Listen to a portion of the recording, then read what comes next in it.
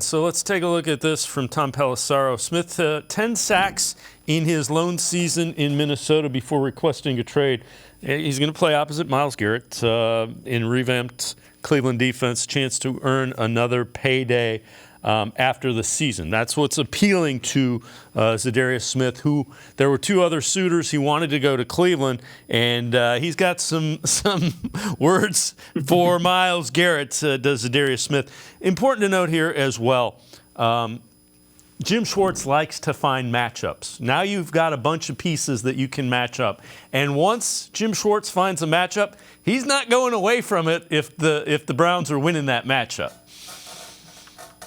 Yeah, this is what I love about this trade. There's so much flexibility that he has. And that's not even, again, with just the three defensive ends. That's with the young guys. That's with Alex Wright, who I believe can play on the inside too, as well as playing outside. I think Isaiah McGuire is more of just an outside guy. But he also, I heard that at Missouri, he was able to rush off the edge as a stand-up outside linebacker. There's so much potential that this Browns defense has. And you talked about it with Jim Schwartz.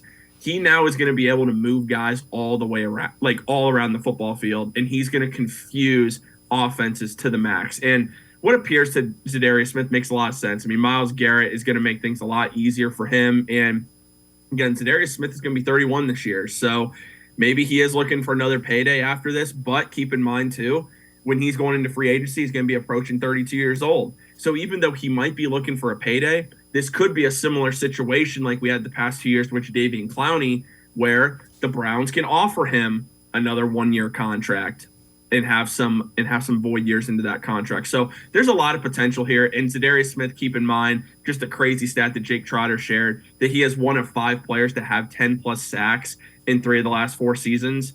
And Myles Garrett is one of those other players. So it's going to be a lot of fun getting after the quarterback this year for the Browns defense. I can't wait to see him take the field under Jim Schwartz, because this defense is going to look, not only player-wise, is going to look completely night and day compared to what we saw last year with Joe Woods.